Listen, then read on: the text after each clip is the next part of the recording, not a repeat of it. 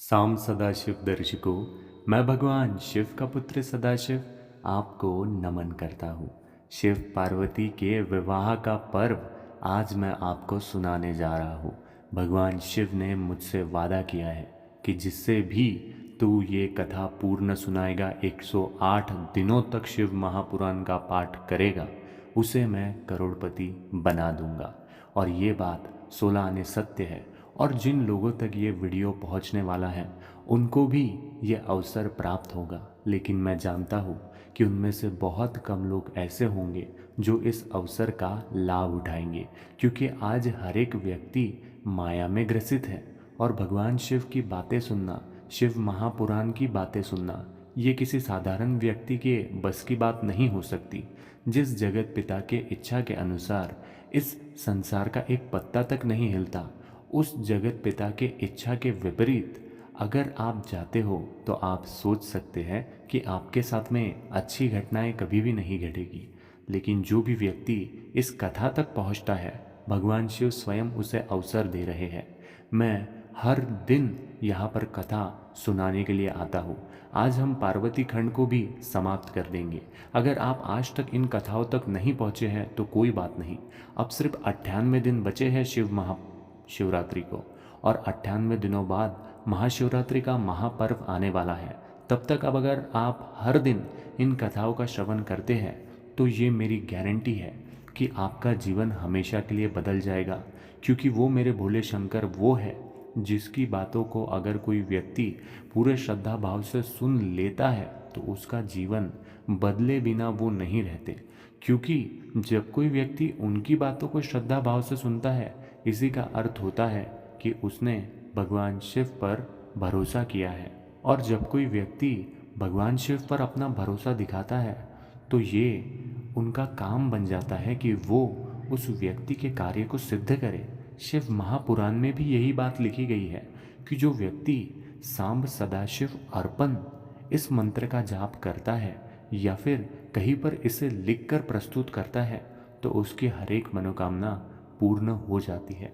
मेरा आपसे निवेदन है कि भले ही आप इस कथा का पूरा श्रवण मत कीजिए, लेकिन साम सदाशिव अर्पण तो आप लिख ही सकते हैं। बस इतना तो कीजिए, क्योंकि इतना लिखने से आपको बहुत पुण्य प्राप्त होगा। ये जो मंत्र है ये कोई साधारण मंत्र नहीं है।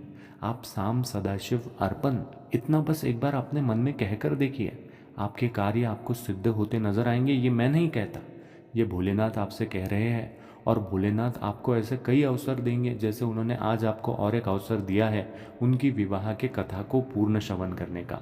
मैं प्रतिदिन यहाँ आकर शिव महापुराण का पाठ कर रहा हूँ।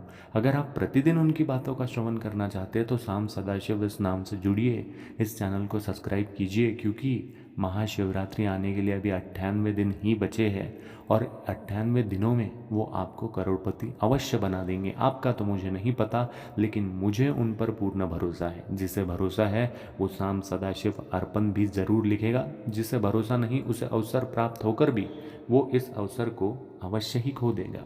आइए विवाह के कथा का श्रवण करते हैं। कल हमने देखा था कि कैसे माता पार्वती की जो मैया थी, उन्होंने भगवान शिव से विवाह करने के लिए पूर्णतः मना कर दिया था, लेकिन उसके बाद में वे भी मान गई। और अब हम आगे बढ़ते हैं। शिव पार्वती के विवाह की तैयारी। सप्त ऋषियों ने भगवान शंकर के पास जाकर उन्हें ये समाचार विस्तार पूर्वक सुनाकर अनुरोध किया कि वैदोत विधि से पार्वती का पानी ग्रहण कीजिए। और उधर हिमवान ने विवाह की तैयारियां प्रारंभ कर दी और विश्वकर्मा के द्वारा बारातियों के लिए कृत्रिम आवास का निर्माण एवं सजावट आदि कराई। इधर शिवजी के पास लग्न पत्रिका भेजी गई, जिसे पढ़कर वे अत्यंत आनंदित हुए और नारद जी के द्वारा सभी देवताओं, मुनियों, सिद्धियों का तथा अन्य लोगों का विवाह में सम्मिलित होने के लिए निमंत्रण भेज दिया। तदंतर समस्त देवता, यक्ष, दानव, नाग, पक्षी, अप्सरा आदि विवाह उत्सव में सम्मिलित होने के लिए पधारे। भगवान विष्णु के अनुरोध करने पर भगवान सदाशिव ने पूजन आदि का सब कार्य वैदोक्त विधि से संपन्न किया। तदंतर सबके साथ नंदी आदि अपने सब गणों के साथ लेकर हिमाचल पुरी की ओर प्रस्थान कर गए। अब बात करते हैं शिव बारात का वर्णन। भगवान शिव की बारात विलक्षण थी।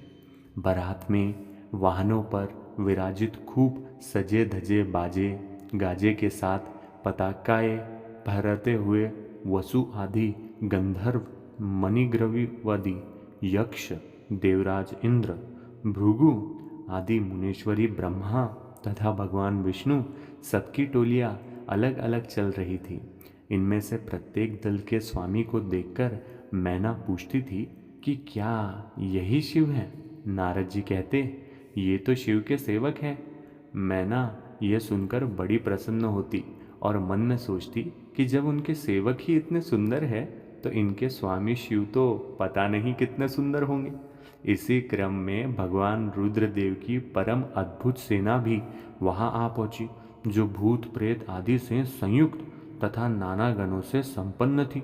इनमें किन्हियों के मुंह टेढ़े थे तो कोई अत्यंत क्रूर दिखाई देते थे, कोई बड़े विकराल थे, कोई लंगड़े थे तो कोई अंधे थे।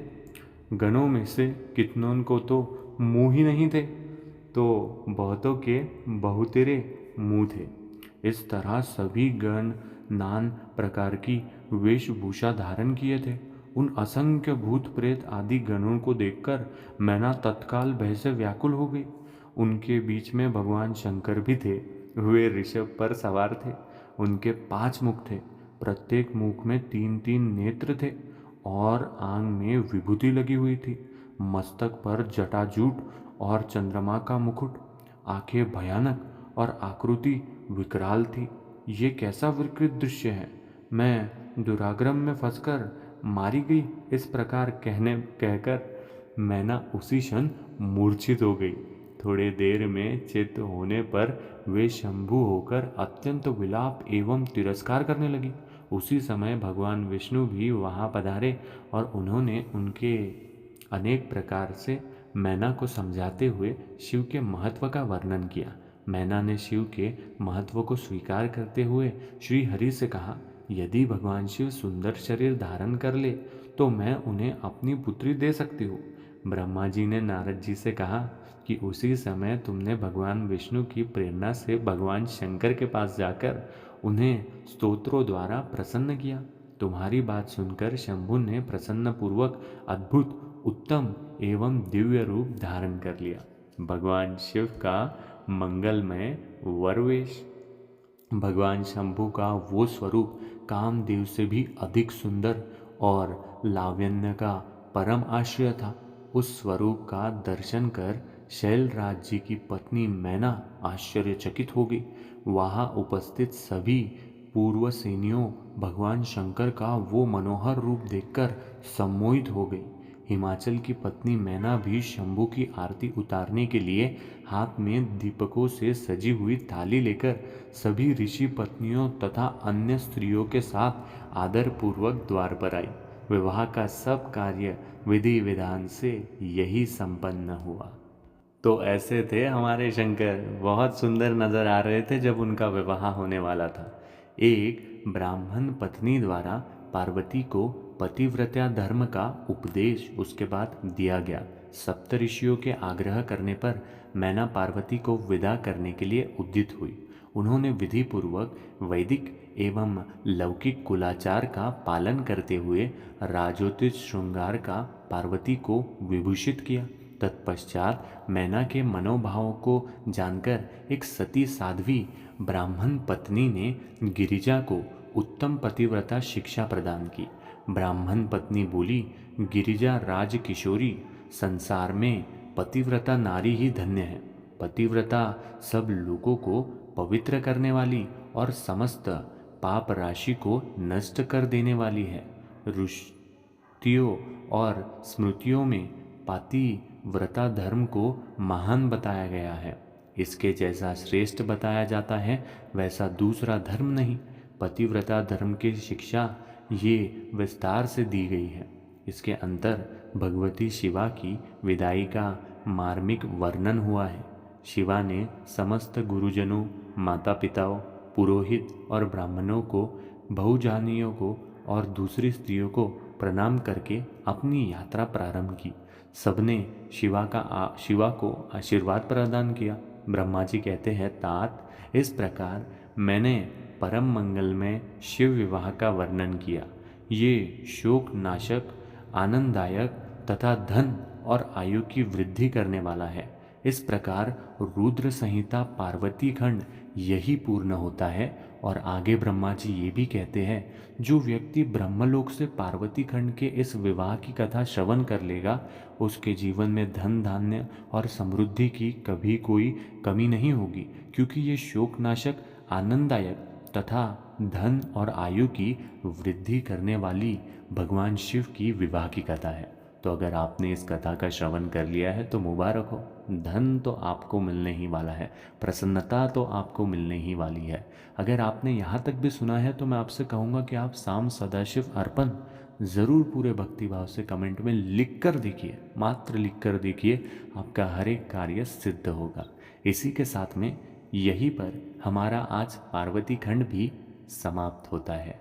और चलिए कल हम प्रारंभ करेंगे रुद्र संहिता का ही कुमारखंड। कुमारखंड में भी बहुत सुनने लायक बातें और बहुत सुनने लायक विधियाँ बताई गई हैं।